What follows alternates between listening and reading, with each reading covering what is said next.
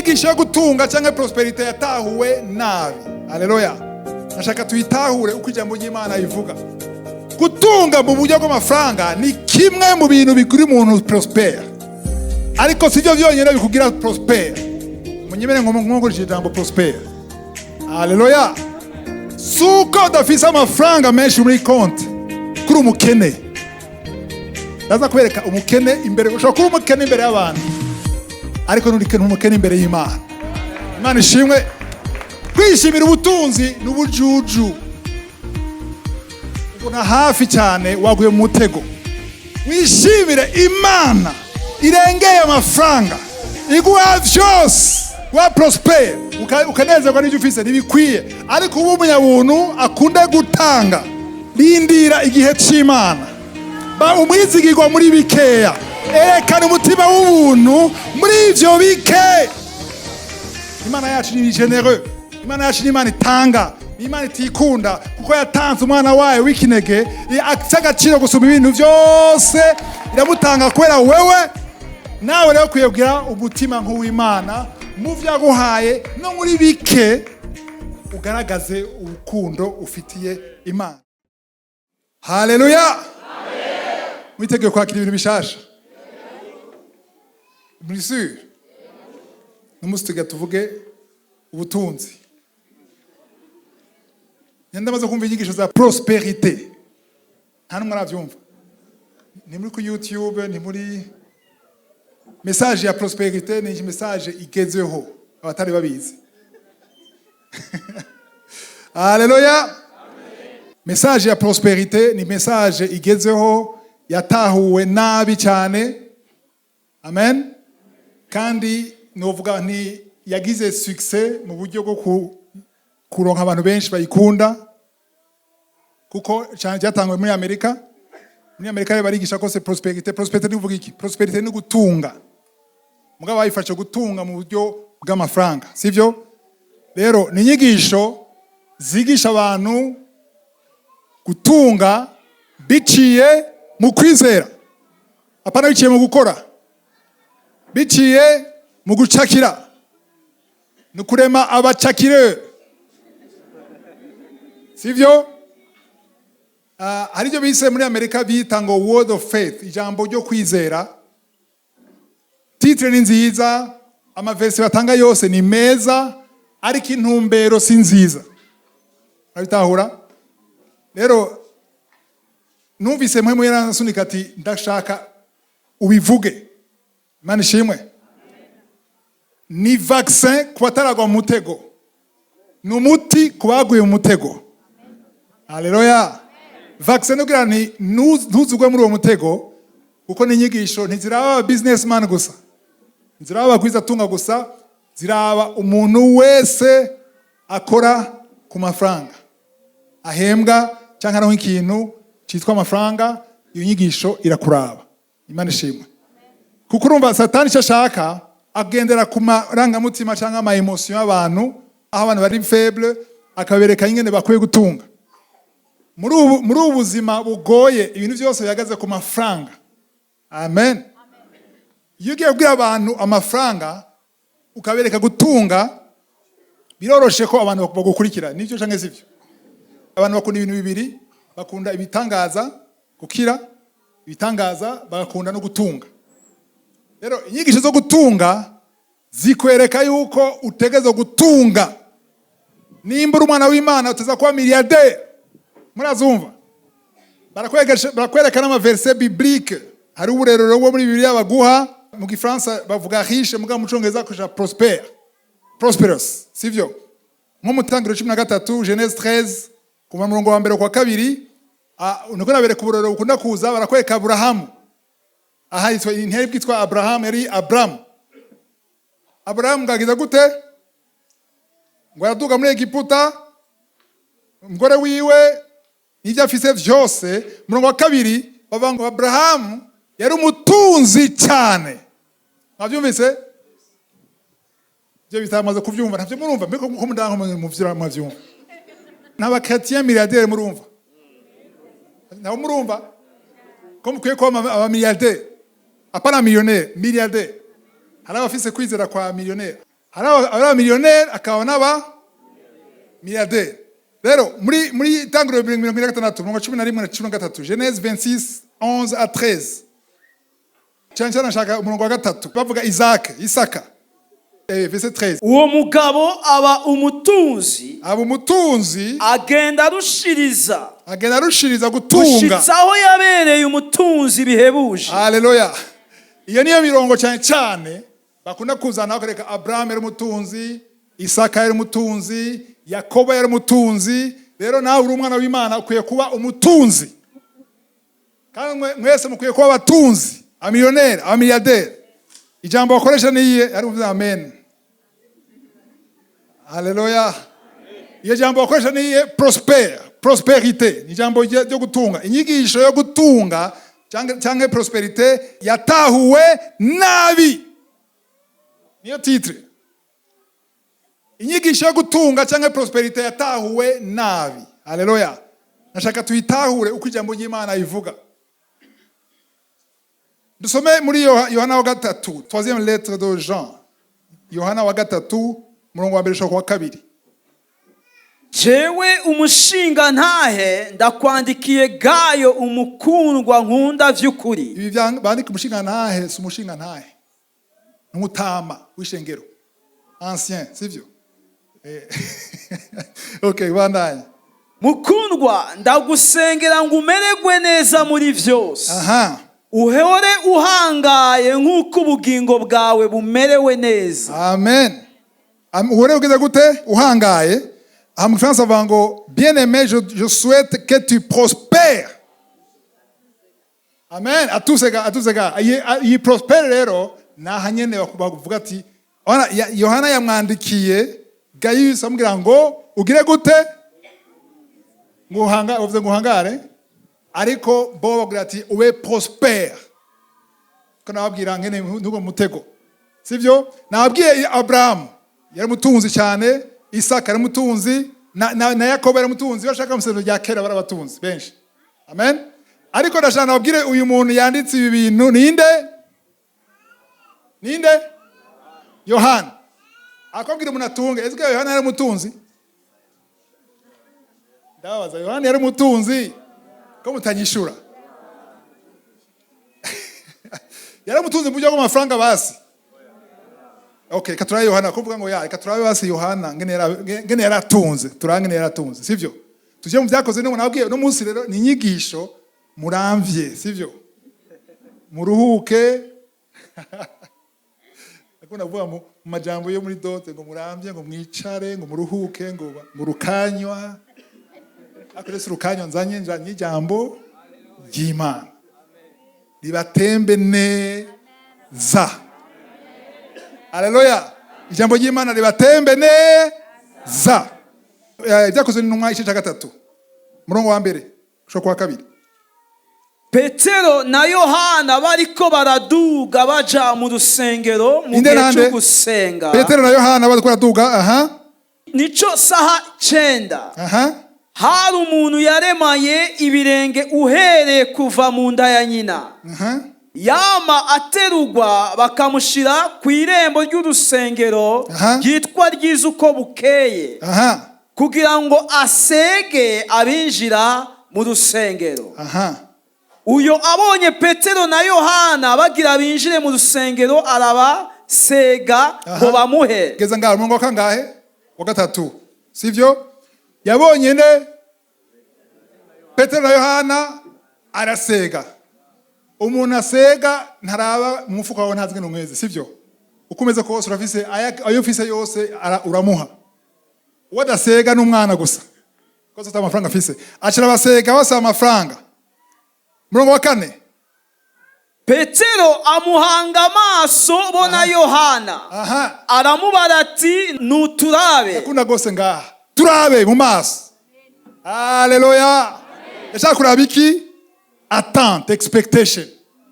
Witeze ikintu. Murongo wa 5 rero. Murongo wa 5 abashira ku mutima agira ngo hari ico bamuha. Donc bari yabeze muri amaso yumvire muri parking cyangwa muri uhagaze mu barabara kano umwanaje kudodora kujisho, sivyo?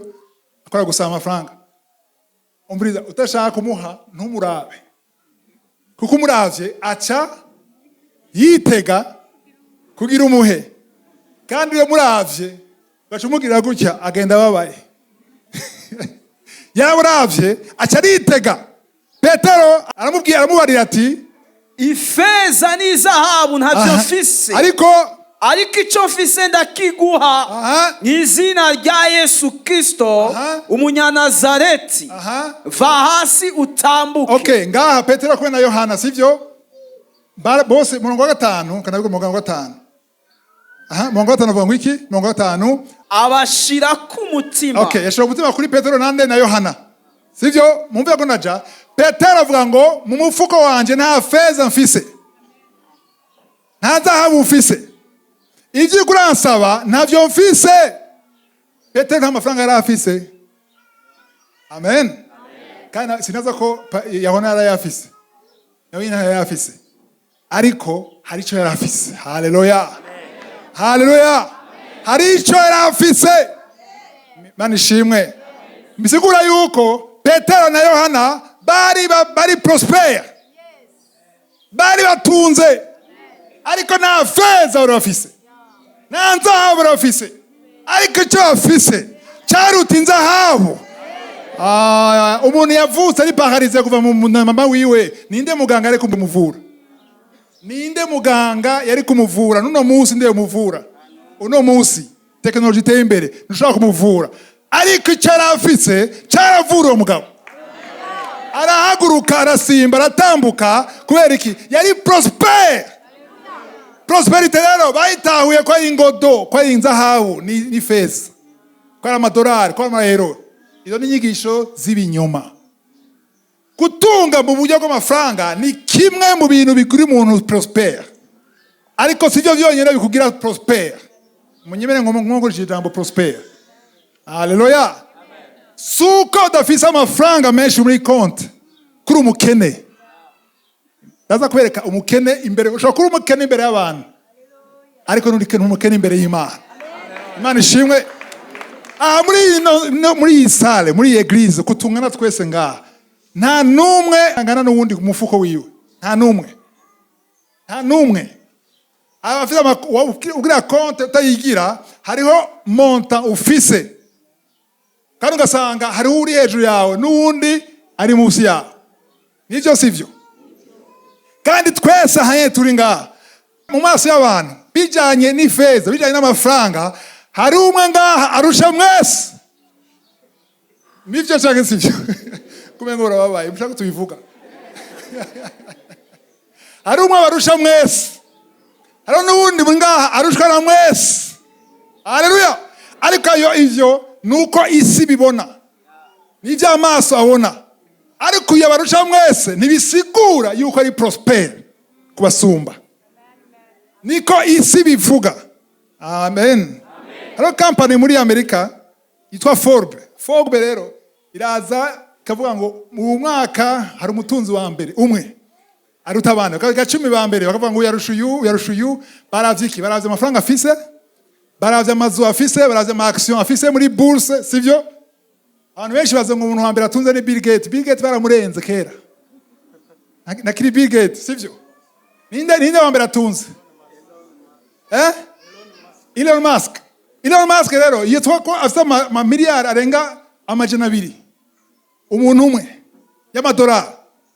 Uwo rero kwisi yitwa ko ari umuntu wa mbere atunze, agera no ku kwezi. Amen. Ariko uko siko Imana imubona, benshi ngaha muramuruta ubutunzi. Naga nababwire duhindure tubone Imana kwibona, tugire rangaje y'Imana.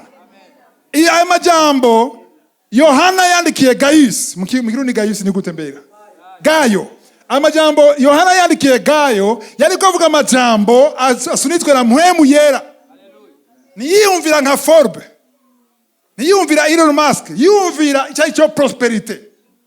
Nubwo yuko muri vyose ntiyavuze mu butunzi gusa, ntiyavuze mu ngodo gusa, we prosper muri vyose. Haleluya. Rero izo nyigisho zibabwira ngo mutegerezwa je mu Imana, bavuga ngo museza gutunga ngaha, ni inyigisho z'ibinyoma. ndaza kubereka umwanya nawuronka ndagerageza Imana ishimwe. Ndaza kubereka yuko iyo uri prosper canke guhangara muri gute guhangara muri vyose nguja mu Imana bivuga. Haleluya. Ikintu cyitwa inzo ifeza n'izahabu kiba ikintu gito gose. Nivyo ngenda bereka mu ijambo ry'Imana. Ndaza kubereka mu ijambo ry'Imana. Haleluya. Kuko abantu bashize ingufu nyinshi mu gutunga mu buryo bw'amafaranga, ibindi byose bashira ku ruhande, kandi batahuye inzira y'Imana. Kuko inzira y'Imana ngene bavuga kenshi, izo nyigisho ngene zibona abazikurikira zikwereka yuko wizera, urota icyo ushaka. Amen. Uriyumvira V8, uriyumvira jet privé, uriyumvira etage, ukayishira mu mutwe wawe, hanyuma ugatangura kubivuga, ukavyatura buri munsi mu gitondo uvyatura. Niyo uyibonye urayatura. Hari abagenda bakavuga ati ndashaka kuyihonyoramo ndayicakire. Hari umwe ashaka kwinjira mu nzu yawe aje kuyicakira. Ivyo nababwira n'ukuri. Ndababwira n'ukuri si yo gutwenza. Je barabembariye ko bagenda mu nzu bakarondera ukuntu binjirayo, ariko bagavuga ati ndayicakiye. Bacisa basuma. Haleluya. Ukagenda ukarota ukatura. Rero cyo mbonye cyo ni kimwe. Iyo ni inzira imwe ya prosperity bakoresha cyane. Iyindi ndaza kuyivuga nayo nyene yerekeye gutanga muri buryo bwa prosperity, apana mu buryo bwa Bibiliya, ijambo ry'Imana. Ivyo rero nzo nza guhagara ko cyane kuko nivyo bikomeye. Ndazi ko ino nyigisho irashobora kuzonkwegera ibibazo ku bapozi kozi b'Imana, ndabizi. Kuko igihe nigeze kwigisha ivyerekeye ubuhanuzi nagize ibibazo cyane. Igihe nigeze kwigisha kuvyerekeye bigira 10 nagize ibibazo gose. Ndatukwa, baramvuga, baranyanka, baramvuma. Ariko nuko mvuma ijambo niri hinduka. Ijambo niri hinduka. Haleluya. Kuko akwereka yuko utagize gutya uragowe. Utagize gutya ugiye kuba umukene. Utagize gutya ugiye kuronka imivumo, abana bagiye gupfa, ibintu byose bigiye gupfa, bigiye kuyangara, inyatsi ziraje. Ubyumva? Kubera ubwoba abantu bagenda biruka. Biharawe baravuga ngo abatanga $1,000 ngaha. Mwayo nchavyo mwabo. Abatanga $500 ngaha. Abatanga $100 ngaha. $50. Abantu barafata madeni. Bakatanga amafaranga bateye ubwoba, atarukundo rurimo, atagutinya Imana kurimo, ata principe z'Imana zirimo. Kubera iki? Bakweretse ngo niwatanga gutya uzoronka gutya. Kandi ugasanga imyaka 5 iraheze avuga bya bindi nyene uri hahandi nyene. Ninde yatunze? Ni wewe nyene. Apana wewe. Kuko uzanga murundanira uwo muntu agatunga mwe kuguma hahandi. Kubera iki? Niyakweretse ijambo ry'Imana cyo rivuga. Niyakweretse icyayi cyo kubiba ingene Imana ishaka, afete yikwereka ngumengo ni kintu magique. Ubyumva? Ubikoze gutya bica biba gutya. Abakristo no munsi babashize muri mentalite y'abadandaza abacuruzi. Investissement. Sivyo? Baragize collect mu ishengero yo kubaka, ni watanga ucuronka inyungu. Amen. Iyo ugiye gutanga ushaka inyungu, umutima wawe uri he? Ku Mana canke ku nyungu? Nivyo rero bigezeho. Cyo gituma inyigisho irakenewe gose. Zoja kuri YouTube. Amen. Zoja kuri YouTube kugira abantu batahure niki Imana yise guhangara muri vyose, cyangwa kuba prosper muri vyose. Niki Imana yiteze kuri wewe? Aho umudandaza ataho umudandaza icyo cyose. Niki Imana ishaka kuri wewe? Kweki Yohana abwira umuntu ngo we prosper, wewe atafeza n'inzaha afise. Kubera iki? Yarazi icyo afise ko kiruta. Imana ishimwe. Icyo yari afise ijambo ry'Imana kwereka gusoma mu Makono wa 2 cyo cya 6:10. 2 Corinthiens 6 verset 10. tuboneka nk'abababara ariko tunezerwa iminsi yose. Uwo ni Paulo yandika ngo dusa n'ababaye kubera ibibazo bariko baracamwo ariko tugira gute? Tunezerwa iminsi yose. Baranezerewe nubwo bakubita nubwo bafunga. Tuboneka nk'aboro, abakene. Aboro abanyarwanda mu cyarico, aboro ni kuvuga abakene ariko dutungisha benshi. Yamara tuboneka nk'abatagira ico batunze, tuboneka nk'abantu bataco bafise, yamara dutunze vyose. Umukozi w'Imana agenda n'amaguru atunze vyose. Imana ishimwe. Nimunezerewe. Barabaye desi. Nabwiye ni kwera ukijicwe, kwera umukozi w'Imana, very it. No, ushobora gusa n'udatunze. N'utari umukire. Ariko uratunze muri vyose. Amen. Gituma Yohana avuga ati, oya ube prospere muri vyose, nta kuntu wabwira umuntu ngo abe prospere muri vyose nawe utari prospere muri vyose. Amen. Yabwira umuntu ibintu nawe azi ko afise. Mu byumva. Ahanze mu Gifaransa bavuga ngo nous possédons toutes choses. Alléluia. Kwera iki? Kwera ufise nyene vyose. Muri Zaburi 24 murongo wa mbere, isi yose nibirimwo vyose, n'amabanke yose, n'ubutunzi bwose, n'amazu yose, n'ibiduga yose, vyose nivyo uhoraho. Nimba biciye muri mwe muyera ari muri wewe. None uziki. Haleluya. Igihe uzokenera azoguha ivyo ukeneye. Niyaguha guhanga cyangwa gutunga. Kuko hari izindi nyigisho zivuga yuko bidakeneye gutunga no munsi. Kwera bafata ngo Yesu yavuze ngo abakire batunzi. Mwemwe ngo biragoye. Haravuga ngo ntibazojayo. Biragoye ko bajayo kubera iki? Kwera hari imana zibiri, imana tuzi ni imana yitwa Mamo. Mamo rero ni imana ikomeye cyane. Sivyo? Ariko imana yacu iruta ingufu, sivyo? Ariko Mamo arakomeye ku buryo ahindura umuntu. Hari abantu ubona, ari abantu baciye bugufi banabeza. Inga baronka ikashe gusa. Mamo aramukorompa, iyo wamubonye uramwibagira. Kubera iki? Mamo aguha yishira mu kibanza cy'Imana kuko kwereka yuko ivyo ukeneye byose urabironka. Umuntu agwaye uramutwara iburaya akavugwa nta kibazo. Ukeneye ikikeneye cyose, umuntu akeneye ikintu uramuha, wumva yuko umuntu akomeye. Nje gituma rero yavuze ngo abantu batunze biragoye, ntizwa ngo bishoboka, ako biragoye ko aje mu ijuru. Hari umurengo nashaka kubereka murongo muri Timotheo wa mbere cyaga 6 17 à 19. 1 Timothée 6 17 à 19. Wihanize abatunzi bo mu vy'iki gihe, boye kwibona canye kwishimira ubutunzi, ntibishimira ubutunzi utari ubwo kwishimirwa. Umviriza, ubutunzi bwo kwisi si ubwo kwishimirwa. Nawe ufite amazwanga si byo kwishimirwa. Ntugare ngo ndafise ibi, sivyo? Nuvyishimira ivyo, komeza. Ariko bishimire Imana iduha vyose. Kwishimire prosperite y'ukuri nugira Imana ibaha vyose. Kwishimira ubutunzi n'ubujuju. Ubona hafi cyane waguye mu mutego. Wishimire Imana irengeye amafaranga iguha vyose. Mani dufashe tuvyumve, komeza. Bisesekaye ngo tubinezeregwe. Okay, benshi rero abatunzi bamwe bagarukira kuri verset 17 irindira. Abantu ntibagaruke, abatunzi cyangwa abakire ntibagaruke kuri 17. Sivyo? Kuko bavuga ngo okay, ngo imanje mu gimara ngo reka tubinezeregwe. Tunezeregwe iki? Ubutunzi. Imana yaduhezagiye, reka tubigire gute?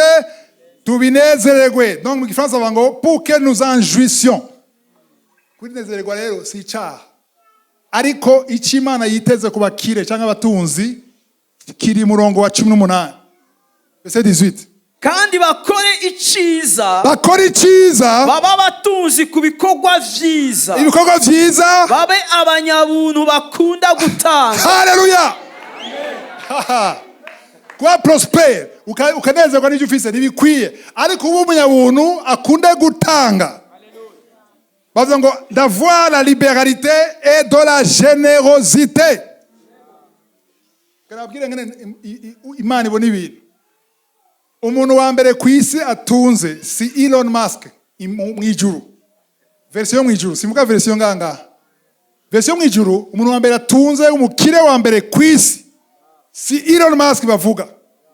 Umukire wa mbere imbere y'Imana mu ijuru n'umuntu atanga gusuma abandi. Ndabisubiramo. Ngo ndashaka kubyumva ndabisubiramo. Umukire wa mbere si umuntu afite amafaranga menshi muri banki. Umukire wa mbere ni umuntu atanga gusumba abandi. Amen. Kandi gutanga ku Mana imbere y'Imana mu maso y'Imana ntibijyana n'igitigiri y'ibyo utanze. Hano benshi bihendera. Ntugende gufata ideni utanga ibyo udafise. Ntuzobaha Imana ukoresheje mu ngorane gusa. Imana nishaka ko winiga uje gufata ideni utange ibyo udafise. Imana iraba ibyo utanze par rapport bijanye n'ibyo ufise. Umwe gusa niwe yabyumvise. Kuko wa mutamakazi muri Luka 21 Luke 21 ujya mutamakazi ujya mu pfakazi yari umukene wa mbere mu iryo shengero Yesu yarimo. Amen.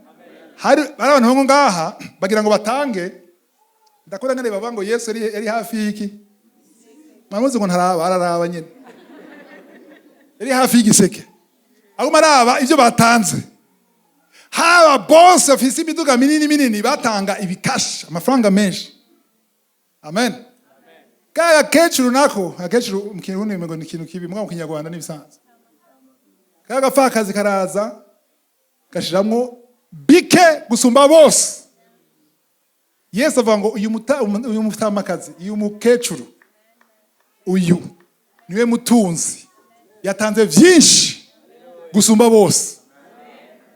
Kuko Yesu ntiyavuze ngo umutunzi wa mbere, yavuze ngo yatanze gusumba bose. Bisigura yuko iyo utanga cyane niwe mutunzi mu maso y'Imana. Haleluya. Niyo prosperity y'ukuri rero. Nshaka twumve yuko prosperity sugutunga amafaranga menshi muri bank. Nugutunga mu mutima wawe.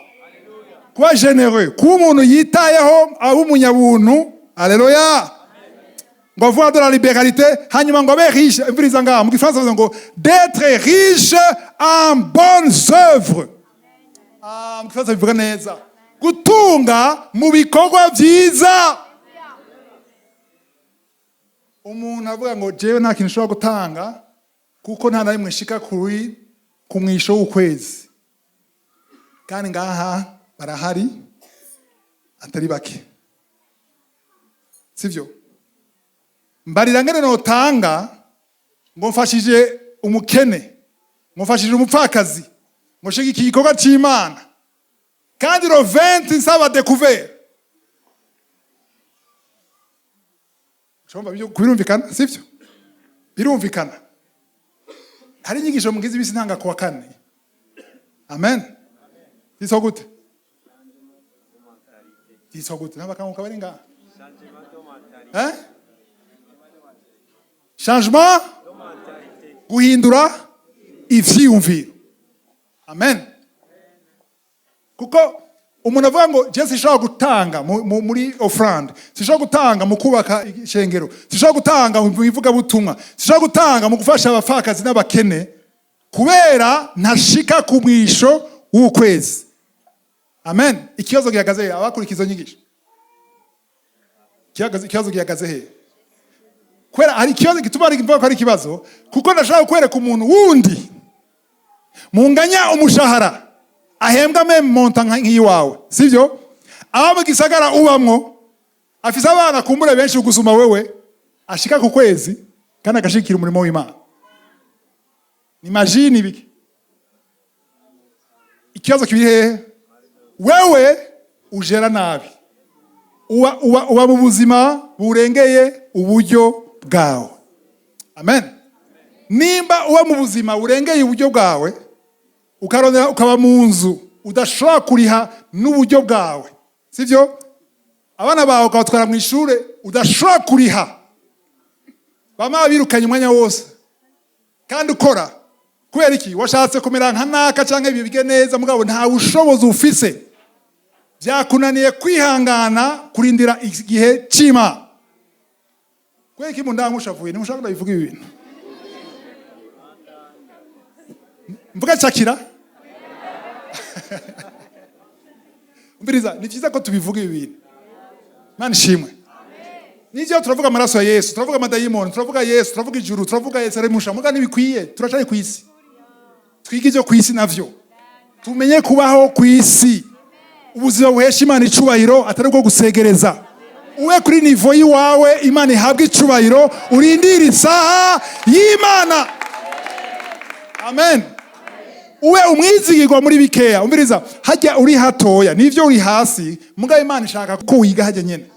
Kuko abantu Imana iduza kiretse abiduza cyangwa bazugwa n'ibindi n'ububeshi cyangwa n'ibyaha sivyo, ariko abantu Imana iduza cyangwa izamura ibanza kubacisha hasi irabe inyifato yabo hajya nyene hasi. Rero wewe wanse wagiye gufata amadeni ukaja kwa munzu ashaka kuriha wanse kuguma hasi, wanse kurindira ishure ry'Imana. Ayo majambo ukura trisha uzuranye imbago gusa spirituel. Lindira igihe cy'Imana. Ba umwizigirwa muri bikeya. Erekana umutima w'ubuntu muri ivyo bike. Amen. Hama prosperite kuduga cyangwa gutunga cyangwa gutera imbere ntuzobirondera. Tuzaza kubibona.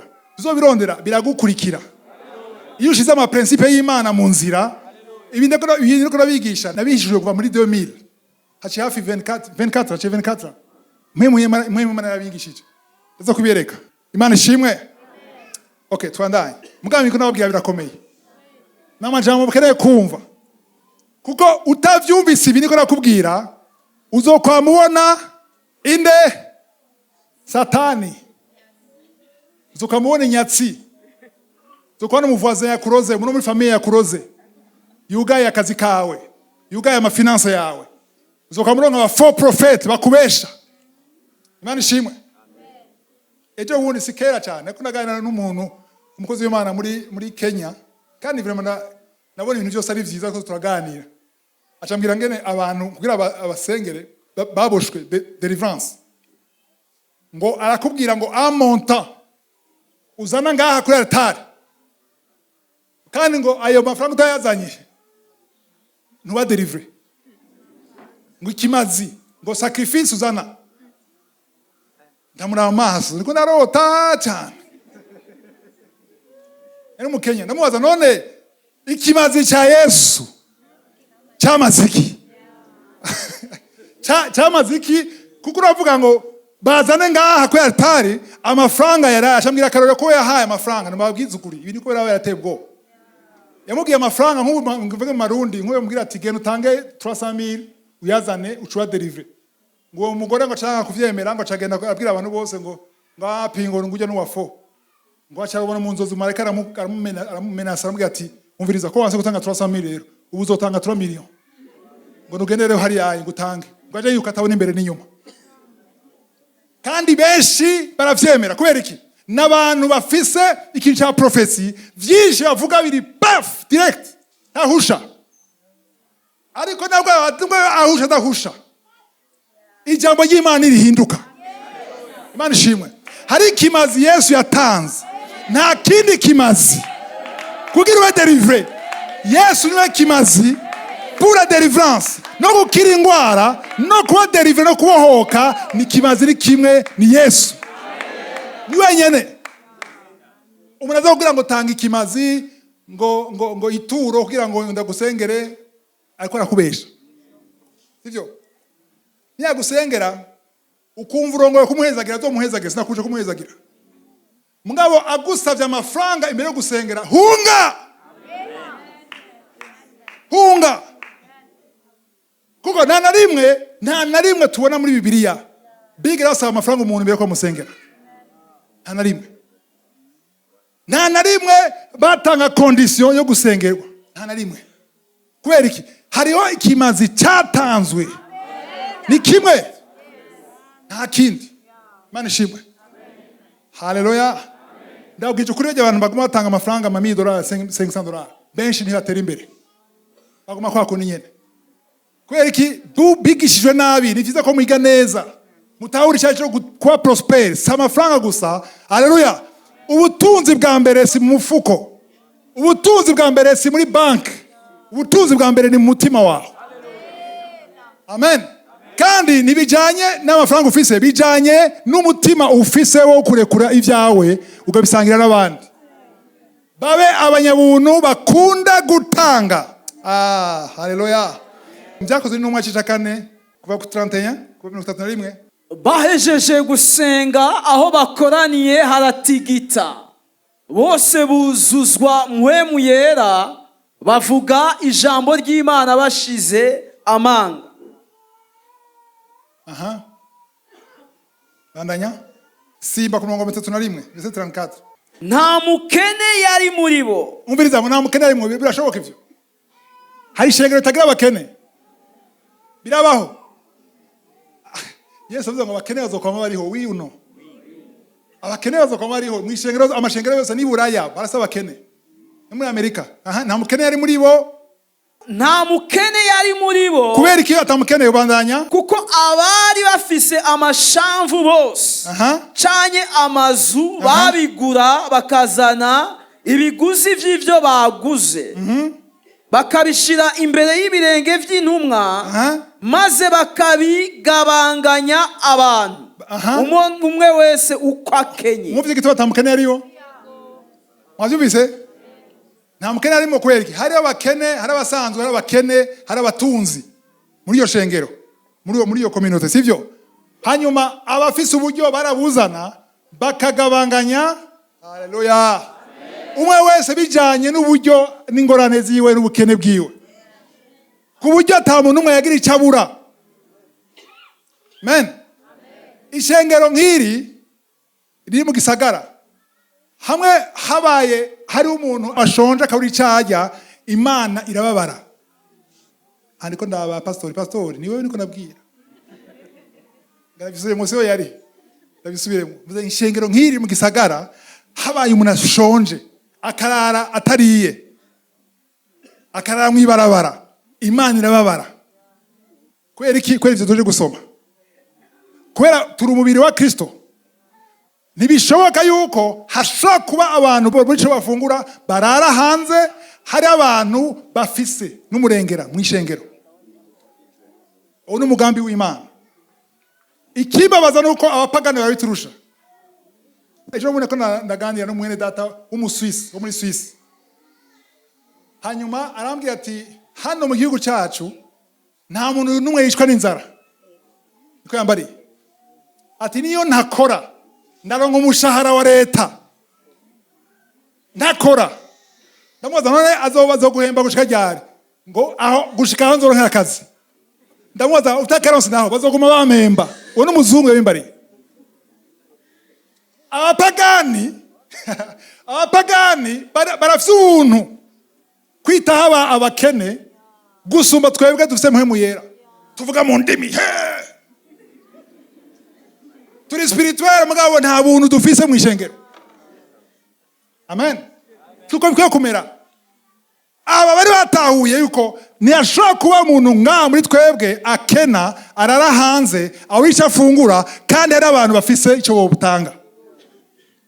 Rero ni vyiza aha niko mbwira siko mbwira MK gusa niko mbwira amashengero yose kwa nkurikira. Ni vyiza rero yuko ishengero haba un systeme yo kumenya abadafise icyo bashobora gufungura.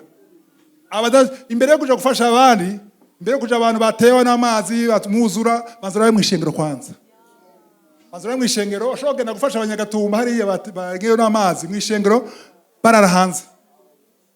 Ijoro ni ibintu biri mu mashengero menshi. Hamwe usanga abonyene bakenye cyangwa bashonje batimenyekanisha ko yateye isoni. Umuntu aguma ari umuntu.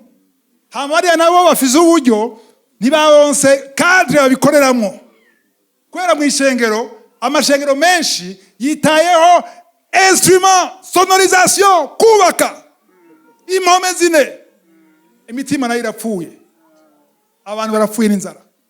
Abana barabuze icyo bafungura. Muko muragira ama etage mu ishengero. Biruzuye singaha gusa. si mu Burundi gusa, si muri Afrika gusa, ni Buraya. Kubera iki? Abantu muri kamere yacu turikunda, tuvyemere. Muri kamere yacu la nature charnelle hari ukwikunda. Cyo gituma bavuze ngaha rero abafise uburyo barafasha abandi. Ufise uburyo ntihagire umuntu numwe uburyo ufise sivuga abatunzi, bivuze bamuzi uburyo umuntu abafise ibidugo, shaka ko atamudugo ufise. Ariko ari ikintu Imana yaguhaye. Uronka ku kwezi. Uko kingana kose. Ndavuze uko kingana kose. Ari gito cyane uri mu ishure. Imana iko yapima umutima wawe. Shaka wisonzesha iminsi 40 uko urasaba breakthrough gutunga. Imana abwiye ati uri hariya uko ukora iki? Nibuka kera nkiri hasi nyene ntashobora kuriha inzu meze nabi naho n'abantu bafise uburyo. Bana shanda kuna vira mungana gukora Imana wewe. Hariho affaire ndiko. Ni naye ronka iyo kontra. Zoguhezagira. Zoguhiki. Ntavyo bigeze bakora. Kandi baronse iyo affaire yaciye. Umuntu abwira ngo nzoguha akora gusuka. Naanza guhe muri ivyo afise. Niba yabonye kumerewe nabi nagira icyo akoze muri ivyo ufise. Rero Imana irashaka uno munsi buranshavuriye muganda bivuga ntaco sivyo. Imana ishaka igupime. Mugipima z'ikirundi. Ni kirundi ikugerageze. Igugeze irabe vy'ukuri. Ko uwo mutima wo gutanga ufise wa mukecuru wa mufakazi. Nimba ufise aho rero Imana irabwira confiance. Nizogenda kuduza nanye ni kuduza buke. Ikuduza avuga ati uyu muntu nzomuhezagira kuko namuhezagira ntazohezagirwa wenyene. Namuhezagira hari abandi bazohezagirwa kubera we. Uko rero ugazira mwizigirwa niko Imana igenda guhezagira. Iyo mvuze ibinye hari abantu bavuga ati mu mutima nje nta numwe fasha nako ngoma ntunga. Iyo nyine uvuze nicyo bizo gucira urubanza. Kozo wazwa cyo nyine Imana naguhaye ibiri wabikoresheje iki? Nkene kwanza kuri kubaka biri banza wibake ubwami bw'Imana. Imana ishimwe. Aha rero ndashaka kwereka yuko ngaha cyo nashaka kubereka nuko batanga musome verset 37 yari afise itongo ararigura. Ararigura azana ibiguzi vyaryo abishira imbere y'ibirenge vy'intumwa. Woni Yosefu umbiriza yaragurishije itongo sivyo. Aha bavuga amatongo ko nta mafaranga bari bafise nk'ayo iwacu no munsi sivyo. Ariko yaragurishije amafaranga kuyemwo ashaka gutanga ngahe kigira 10 yatanze 10%. Yatanze ngahe 20 30 pourcentage yatanze pourcentage. Aha anye muri 4 batanga bose 100%. Kijambo rirakomeye ndeyo ryumviriza. Niko babwiye Yesu. Kijambo rirakomeye ndeyo ryumviriza. Nta sitegeko rya 100%. Amen. Muri 2000 niho mwe Imana yambishurira. Anyereka ati utanga uko umutima wawe umbona. Amen. Ahugeza kubona Imana ni kwitanga. Utanga ni igikorwa cyo kwizera. Amen. Ku bantu batanga bashaka guhesha Imana icubahiro. Ku bantu batanga kwera prosperite ntibakatanga umwanya munini. Ivyo ni ibintu biri prouvé. Baratanga ukwezi kumwe amezi 2 amezi 3. Pastor ivyo yavuze sivyo? Ibikora? Ahubwo bigena bimera nabi kandi biko natanga. Abantu benshi cyane baraciye muri iyo etape kandi muko muranyumviriza no kuri YouTube mwaraciye muri iyo etape. Mwaratanguye mubikora neza. Kujya yere babikubwiye ubutinya inyatsi. Uragera igihe inyatsi zirakuyora kandi utanga. Uvuga ati nakare no gupfa. Ndabivuyemo. Kubera iki? Wigishijwe nabi. 2 Corinthiens 9 verset 7. Abikono wa kabiri cyenda murongo w'indwi. Umuntu wese atange nkuko abigabiye mu mutima wiwe. Atababaye canye atagoberewe nk'uko Imana ikunda utanga anezerewe. Wow, aya majambo arakomeye. Aya majambo niyo tuzi, amen, muri Nouveau Testament, misezerano rishasha. Gutanga, utanga uko ubigabiye cyangwa wabihisemwo muri wewe, mu mutima wawe, atakintu utababaye, utajinyitse, utarondera ko pasteur abibona, tajya kwandika izina ryawe kugira pasteur akwemere, aguha intebe y'imbere, kandi utababaye, utagoberewe. Mu Gifaransa niwe bivuga neza, sans tristesse, atakubabara ni contrainte. Contrainte ni iki? Kugoberwa no kuvuga iki? Uragowe. Ngo hano wewe none baraguye mu kazi, oya uracakora, none muri fishe mbona amezi 2 rotari, kandi rero urazija muri y'Imana rotari haro 5% muri nombre mu guharura mu kubara, haro 5% ya rotari kazi kawe, kandi watangura kugira ama accident ukabona imiduga yawe iragize, ntumbaze ntuzoze ngo ndagupasiteri nsengera, kazi kawe nugukura ukamenyera mu y'Imana. Abana banje bogwara, umugore wanje imodoka yanje ugira accident, reka basi mana akiri vyawe. Kandi abazi ikintu kimwe, bavuga ngo ntanze ivy'Imana, ngo 10% ni y'Imana, nawe ni 90%. Ninde actionnaire principal? Ninde mutunzi muri mwebwe babiri? Ninde akomeye muri entreprise yose? Barama part. Nimba jewe mfise 90, Imana ise 10%, ninde ndakomeye nga? Urumva? Ngo ntivyawe ngo ngo ndupfa ibindi. Nta rukundo rurimo. Iyo kugoberwa no gutera ubwoba abantu, kandi nabambwira abantu, umuntu atanze kwera ubwoba, kubera ubwoba, crainte, amen, ubabaye na crainte n'ubwoba, kandi kwera bagusunitse, nagenda gutera inkuru ntuhaye Imana. Ariko tuntahaye Imana kubera Imana ikunda utanga. Ndiko nasoma hariya, utanga vuga cyane, utanga utaranezerwa, banza ureke gutanga. Banza ureke gutanga uje gusenga, mwe Imana baza kwigisha kunezerwa. Ibi nta mupastori ashobora kwikubwira, je ndi mupastori nje tuma ndabivuga.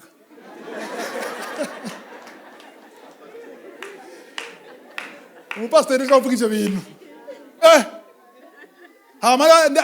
Kwanza abantu banezerwa muri iyi singa nimeze. Je niko soma ivyanditse.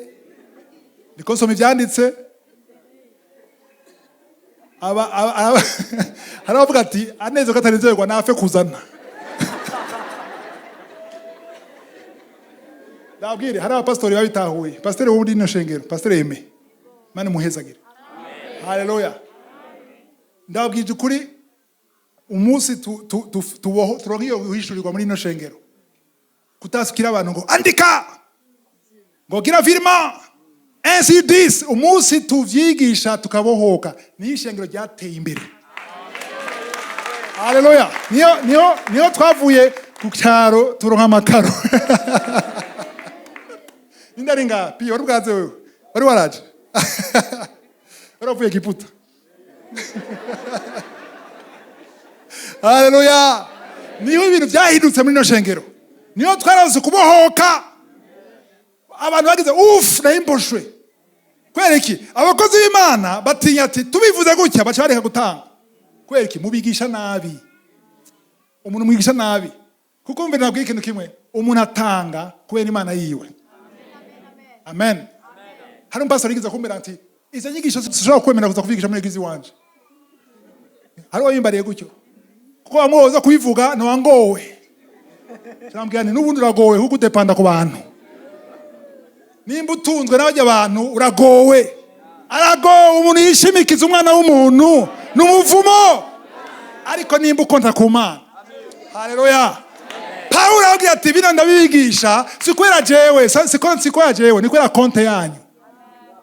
Filipo ababwira ati ndabibigisha kwera inyungu zanyu sigira mu mafaranga je ndikwije narahezagiwe naraje murambuda niko Paulo yavuze naraje kubigisha ndafata urugendo ndaza muragira offrande nandi faranga ntarumenya mwampaye ariko bamfashe ni bande Abatesalonika bavuye mu yindi shengero bararungika Epafura arazana ndaza kubabwira ubutumwa haleluya hezagirwa pokeya ntakibe mwampaye uri Paulo yivuga rero ati ndababwira ati nsabira ngira mumpe ndabwira ngira mubohoke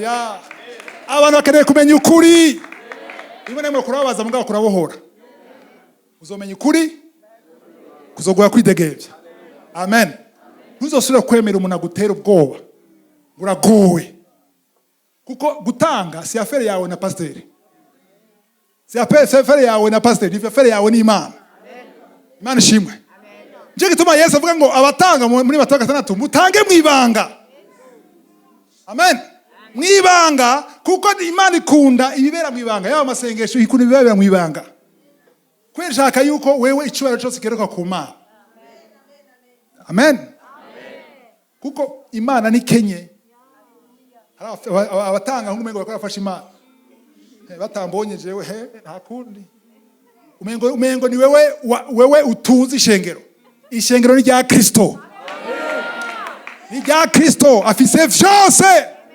amen ibrongo w'indwi ndagukunda gose sivyo ahubwo ngasaba Pio asome kuva ku 5 no 6 mumve neza imbere yo gushaka umurongo w'indwi mumve ugutanga Imana ishaka mwiseno rishasha sivyo imbere ko tubandanya hari abantu bacavuga ati ivyo ukuravuga agashisha mu gatoya sivyo ivyo ukuravuga ngo mu byakoze n'umwango batanga 100% batanga vyinshi nta tegeko ryo 100% mutanga ukuwe wone Imana ukurongowe sivyo Abaroma 8:14 bavuga ngo abana b'Imana barongorwa nande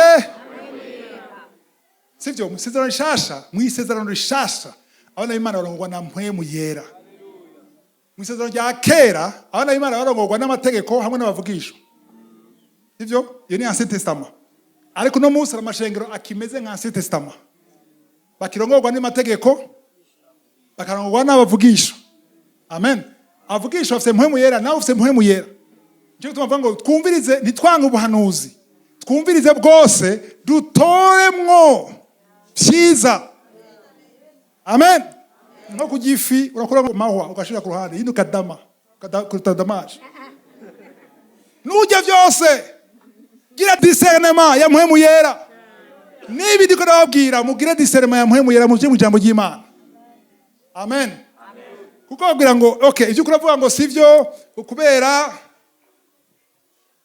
ngo ivyo twigisha byo kugowa kukwiba Imana gubisuma twisonga mu ry'Imana sivyo rero nababwire ijambo ry'Imana ni kumenya aho uhagarara naho uri kuko ijambo ry'Imana rirabuza kurya inyama zimwe biranditse mu ijambo ry'Imana amen nimba urya bœuf ingurube ijambo ry'Imana rirabibuza urayirya cyangwa ntayirya jambon saucisse urayirya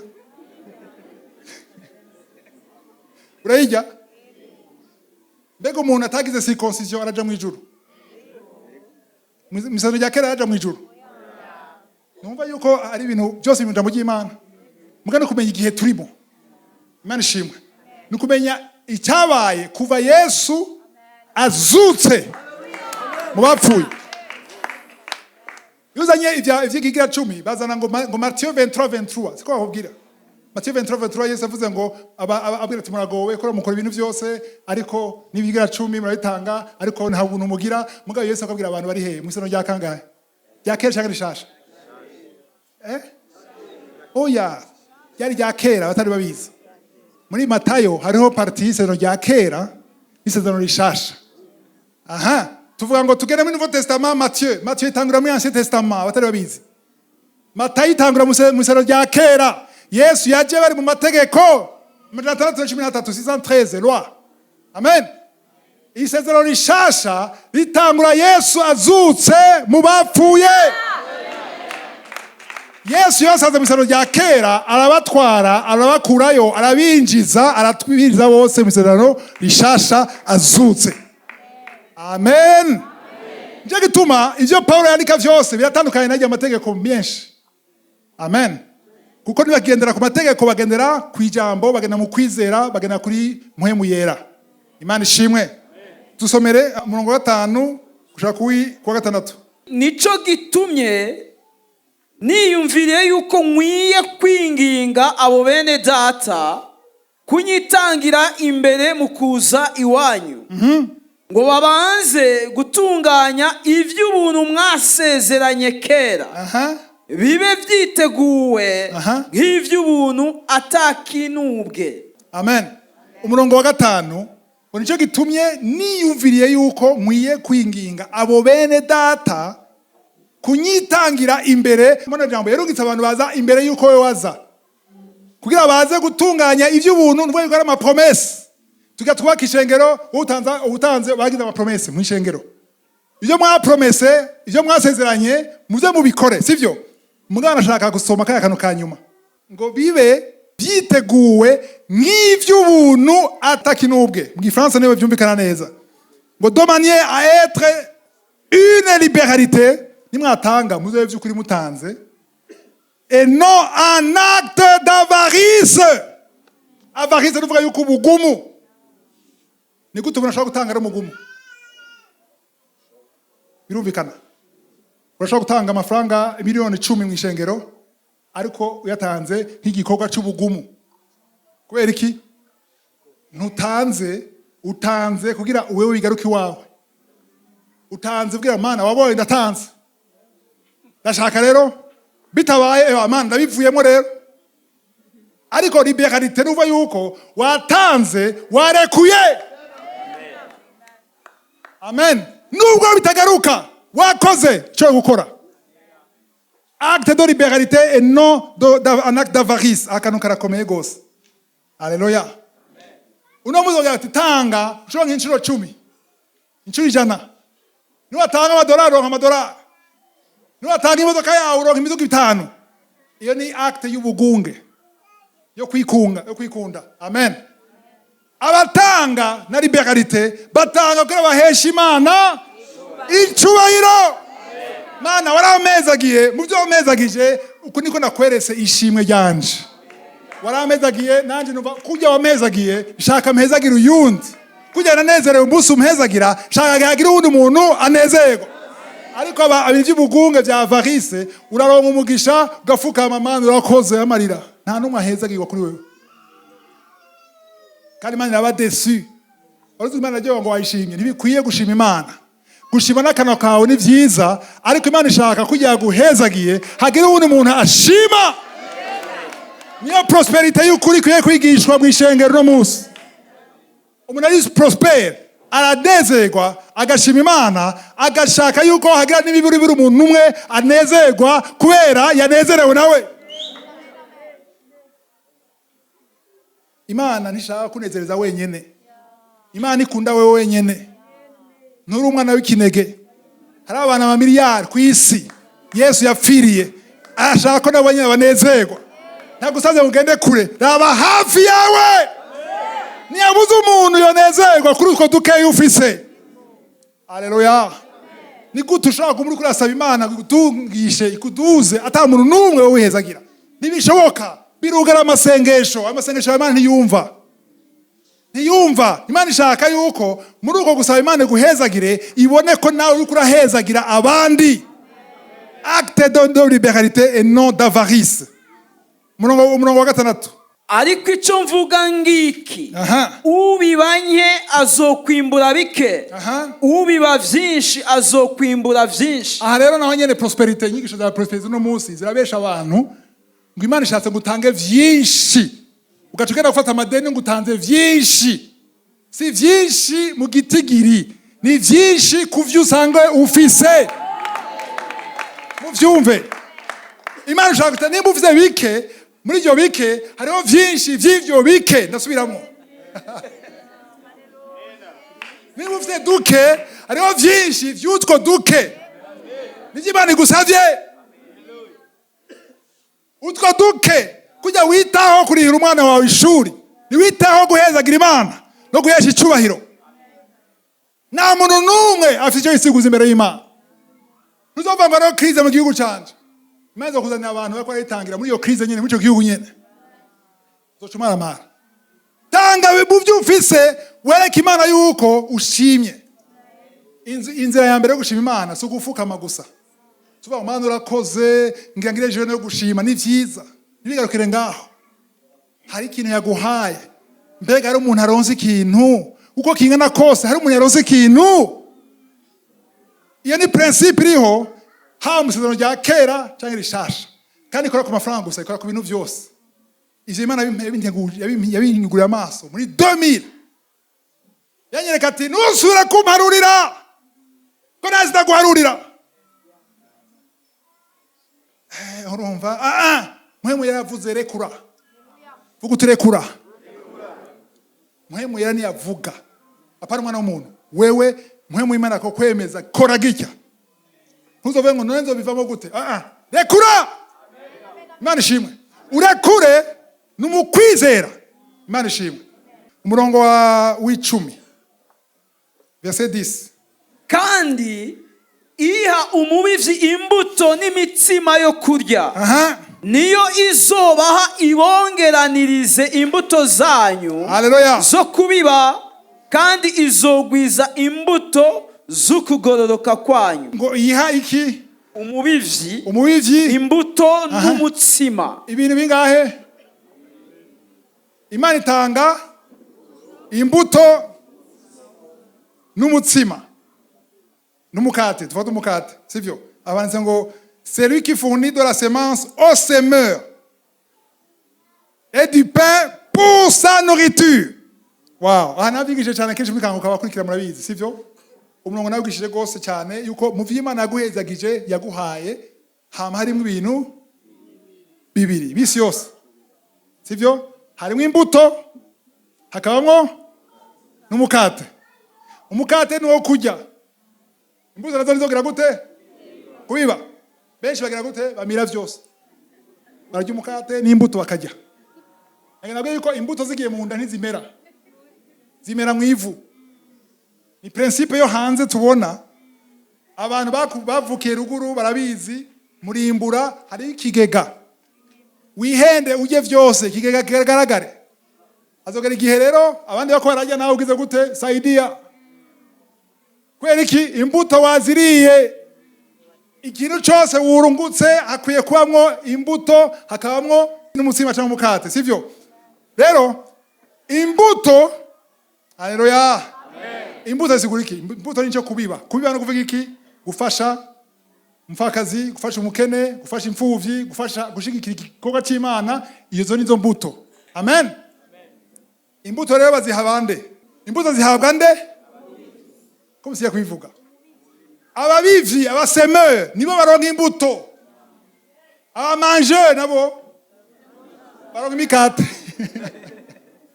Ibintu nivyo ndabwira nivyo. Umuntu ajya vyose, Imana izokwambira umukate, kugira gukunda. Ntupfe gusa mbwaraguha mukate. Muga nimbura umubivyi. Nimba ubiba. Imana izoguha imbuto kugira ukomeze kubiba. Haleluya. Bandaya ngo il vous fournira, izobaha imbuto et vous multipliera la semence. Mukirundi avuze gute? Oya imbere. Ibongeraniriza imbuto zanyu zo kubiba. Kandi izogwiza imbuto z'ukugororoka kwanyu. Okay, ariko batavuze ngaho, sivyo? Bon, il vous fournira et vous multipliera la semence. Yashasimbira kuri augmenter le fruit de votre justice. Ariko ikintu kitari mu kirundi ngaho. Niyo izobaha. Nizobaha ibongeranirize imbuto zanyu zo kubiba. C'est ça, ubivuze neza. Kandi izogwiza imbuto z'ukugororoka kwanyu. Nashaka ko ibongeranirize ruvuga yuko vous fournira, fournisseur wa mbere ni Imana. Sabantu, Imana ifurnisa. Ariko izofurnisa iki? Ngo izofurnisa hama imultiplier la semence. Izo multiplier izogwiza iki? Imbuto. Hari ibintu bibiri, hari imbuto n'umukate. Nta mukate yagwijije. Nta multiplication y'umukate. Imultiplier iki? Imbuto. bisigura yuko nimba ukora cyangwa ugira business ukabona utangura nka promotion uronsa akazi keza uronka amafaranga menshi cyangwa business yawe utangana neza ntubeze ngo imana ikwiye imikate wigwiza imbuto uvuga nuko ivyo wahora ukora mu gushigikira abakene gushigikira ibikorwa vy'Imana ukwiye gucururusha kuko Imana yadugije ko nawe uduza uko uduza niko iduza uko uduza niko iduza uko uduza niko iduza iyo niyo prosperity y'ukuri ariko utibagira ikintu kimwe ngo azoduza ngo azokongerera ivyamwa by'ugoroka kwanyu ya mbuto iyo mbuto ya nyuma ni imbuto y'ikinyarwanda mu kirundi n'ivyamwa ko ni fruit sivyo ariko hari ivyamwa byo kugororoka mwana majambo ntuje vuga ngo ndabiba uri mu buzima bw'ivyaha kuye kwihana ukagenda mu kugororoka amen none ko mwarambiwe ndageze nga ariko naco ivyo navuze nayivuze kandi wandavye wavyumvise haleluya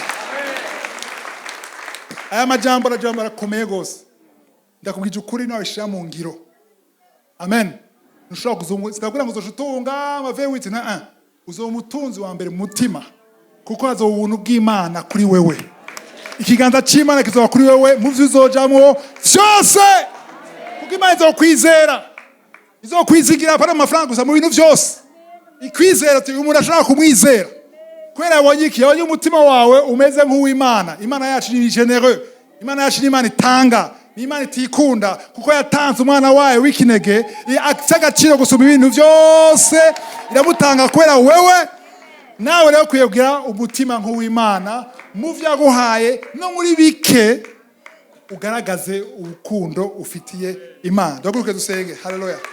Komera Imana amashi kubw'ijambo.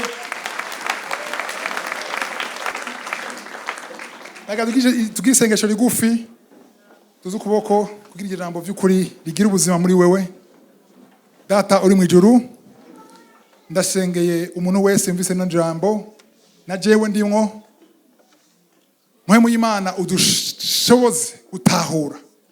Ndasengeye n'abariko bikurikira kuri internet, kuri YouTube, kuri Facebook, ari hose WhatsApp, kugira batahure ico kuravugana na muhemu yera. Nawe kuri radio bose dushoboze kugira umutima uri muri wewe, aho watanze umwana wawe w'ikinege, atana kimwe watwimye, tubone Mana, tugire ubwenge bwo kudiscerna imbuto. Haleluya. N'umukate kugira dukore turongowe na muhemu yera, ture kurongorwa n'ivyagezo ariko dutarongowe na muhemu yera. Ndasenge umuntu wese ari ngaha Mana, ntihagire umuntu numwe yumvise inyigisho asubira inyuma nkuko yaje. Icyubahiro cyose kibi cyawe mu izina rya Yesu. Amen.